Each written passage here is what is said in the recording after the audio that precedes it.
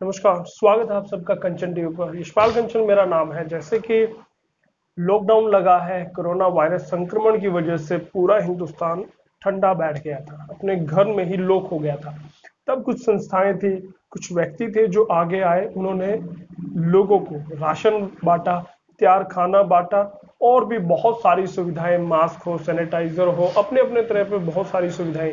और पिछले दिनों सोशल मीडिया पर एक व्यक्ति काफी छाया हुआ था। जी हाँ, सिल्ला खेड़ी के काली मंदिर के जो पुजारी हैं, सतीश काला भगत, उनका भी काफी नाम चला था। वो हमारे साथ मौजूद है। सर, स्वागत है आपका। नमस्कार सर।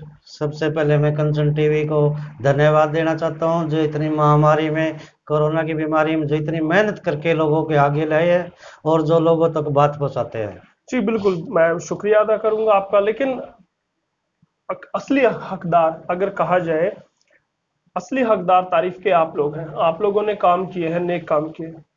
आपने शुरुआत की गांव के अंदर राशन बांटने से। बिल्कुल क्या बिल्कुल। प्रेरणा थी, कहाँ से ये आपके दिमाग में आया कि मैं भी सेवा करूं, मैं भी जरूरतमंद लोगों की मदद करूं? देखिए यशपाल जी, सबसे पहले तो मैं हमारे प्रेरणा स्रोत मानता हूँ माननीय नरेंद्र मोदी जी को। जी बिल्कुल। जहाँ उन्होंने ऑर्डर दिया हमारे को, वे जितनी भी संस्थाएं हैं वो अपना सेवा भावना से जी काम करें लोगों के बीच में जी जाकर। जी जी मैं सबसे बड़ा उसी को धन्यवाद देना चाहता हूँ। जी जी। आप नरेंद्र मोदी को अपना आदर्श मानते हैं, बिल्कुल फिर बिल्कुल। आप फील्ड में निकले। तो क्या वजह रही कि सिर्फ गांव को ही टारगेट किया आपने? गांव के अंदर ही गए हैं, जबकि शहर में भी आप सेवा कर सकते थे। शहर में सर बहुत संस्थाएं आ चुकी थी। जी गांव के अंदर मैंने 10-12 गांवों का दौरा दौरा किया राशन वितरण में, तो वहां कोई जा ही नहीं पा रहा था। जी हमने ये कहा कि सोच लिया भाई, शहर के अंदर तो बहुत दुनिया ने बांट दिया है, जी गांव में बांटना ही बेहतर समझा है। जी। तकरीबन तकरीबन अगर बात की जाए, हर गांव में कितने परिवारों को बांटा आपने? लगभग गांव के एवरेज आ गई है 50-60। 50-60 घरों हाँ, में। एवरेज आ गई है। और जो आप सामान देते थे, वो सामान में मात्रा कितनी होती थी, कौन कौन सी चीजें होती थी? उसमें आटा होता था, जी। चावल होते थे, आलू होते थे और नमक होता था, प्याज होते थे। प्याज होते थे। प्याज। मतलब जरूरत की, जो डेली हाँ रूटीन की, हाँ, जो जो, खाने की है, हाँ ये वही आपने होता था तकरीबन सब दिया। सब। पैसा कहाँ से आता? पैसा तो यशपाल जी, पता के सस्ता है ये, सस्ता के सहयोग से पैसा मिलता है। कौन सी संस्था है, मेरे दर्शकों को भी उम्मीद बताइए। Charitable foundation. जी। इस उसके आप ट्रस्टी है। मैं दर्शकों ट्रस्ट को है। बता दूं, सतीश काला भगत है, उम्मीद चैरिटेबल फाउंडेशन के वो ट्रस्टी हैं। और ये वही संस्था है जो सर्दियों में जिन्होंने कंबल भी वितरित किए थे, और भी जो भी कभी आवश्यकता पड़ती है, कहीं भी ब्लड डोनेशन कैंप करना हो, पौधारोपण करना हो, चाहे भूखों को खाना खिलाना हो, तो ये संस्था हमेशा अग्रणी रहती है। और इसी के बैनर तले अब आपने राशन वितरण किया। बिल्कुल बिल्कुल। तो संस्था से कितने लोग जुड़े हैं? संस्था से करीब करीब अभी नई संस्था बनाई है तो 10-15 लोग जुड़ गए मेरे दस साथ। पंद्रह हाँ। लोग वो सदस्य हैं, या वो दान भी इसमें देते हैं? नहीं नहीं नहीं नहीं, वो सिर्फ सदस्य है, काम करने वाले। तो दान के तौर पर आप पैसा लेते हैं, या सिर्फ अपने ही जेब से कर रहे अपने हैं? ही जेब से करते हैं अभी तक तो। समाज सेवा। आप भक्ति करते हैं, क्योंकि आपका पुजारी भी हैं आप काली माता मंदिर हम्म। में। और फिर समाज सेवा कैसे? वहां भी तो एक सेवा कर ही रहे थे आप। देखो, वो सेवा एक अलग है, ये सेवा एक अलग है। ये सेवा तो पेट के लिए सेवा करी हमने, लोगों के पेट के लिए। जी क्योंकि इस महामारी में लोग काम पे नहीं जा सकते, दिहाड़ी नहीं थी उनके पास, वो लोग मजबूर थे। जी। इसीलिए वो दूसरी सेवा, ये दूसरी सेवा है। भगत जी, ऐसा भी तो हो सकता है कि शायद लोगों को पंगु बनाने का काम आपने किया हो, क्योंकि जो लोग कर सकते थे उन्होंने अब वो ना करें, शायद वो अपने राशन को लेकर उनको अब ये हो गया हो कि हमें निकलने की आवश्यकता है, कि अब राशन है महीने का, दो का हमारे पास राशन है। तो कहीं ना कहीं हो सकता है नकारा कर दिया आपने उन लोगों को। नहीं नहीं, ऐसा कुछ नहीं। मैंने जब गांव गांव में जाता था, ऐसा परिवार थे कि जो उन्होंने अपने ड्राम दिखाए चून डालने के। जी उनके ड्राम में आधी आधी किलो, पाइया पाइया चून थे। जी। हमने ये पूरी सोच समझ कर राशन वितरण किया, पूरा सर्वे करवाया ताकि ये घर लेने योग्य है या नहीं है। कहीं ऐसा तो नहीं कि आपके राशन को बेचकर शराब पी गए वो लोग? ऐसे तो देखो, मैं मानता नहीं कि ऐसे घरों में मैंने राशन वितरण किया है। क्या आखिर एक सिस्टम क्या होता था जब आप किसी भी गांव में जाते, किसी भी परिवार को आप राशन देते, तो एक मैकेनिज्म क्या काम करती थी, कैसे पता चलता है वो नीडी है, वो जरूरतमंद है, या उसको वाकई में जरूरत है? यशपाल जी, मेरे पास दो बंदे हरदम तैयार रहते थे।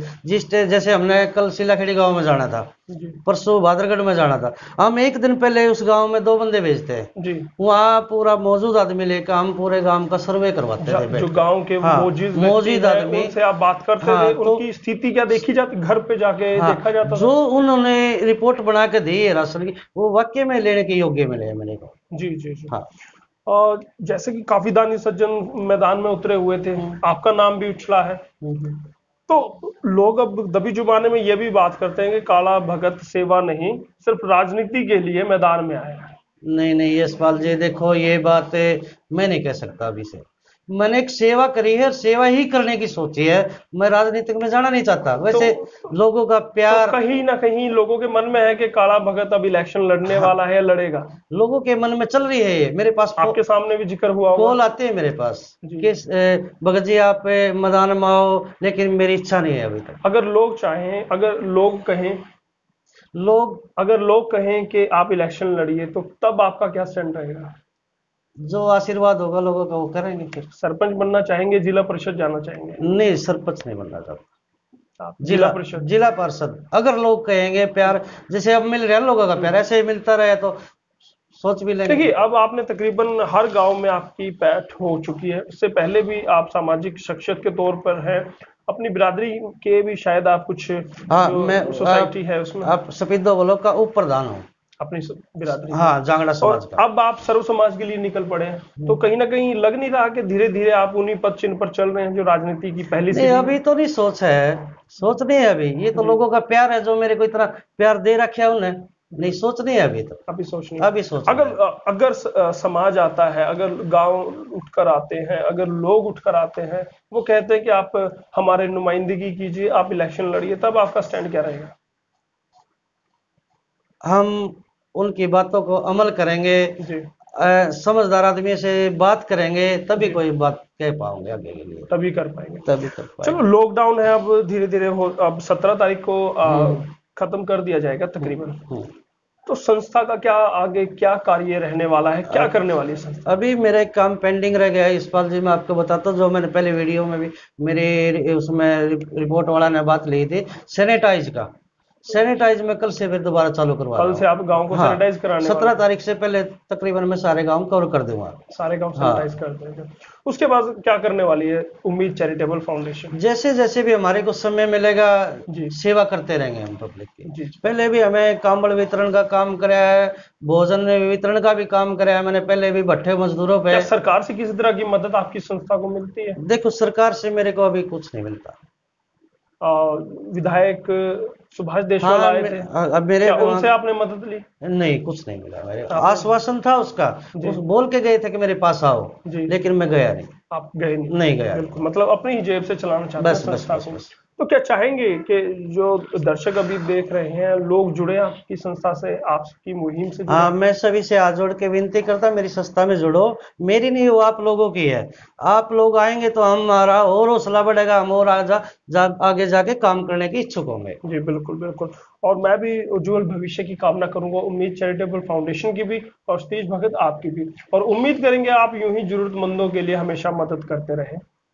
और थैंक यू सर। बहुत बहुत धन्यवाद कंचन टीवी से थैंक यू बात सर। करने के लिए।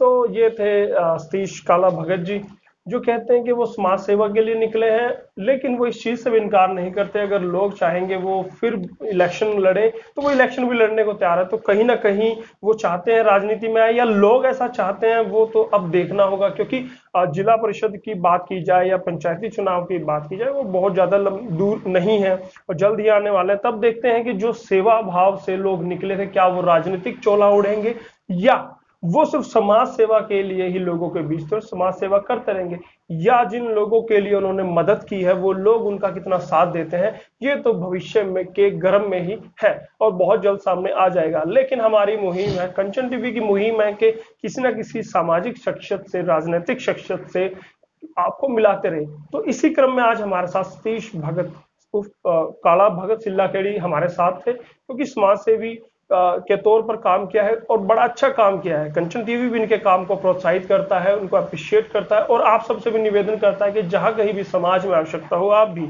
अपनी भागीदारी कीजिए, ताकि आपको भी लगे कि ये मानव जीवन सफल हुआ है। और इसी उम्मीद के साथ हम आपसे लेते हैं विदा। तब तक के लिए मुझे दीजिए इजाजत। मैं यशपाल कंचन, कंचन टीवी स्टूडियो से।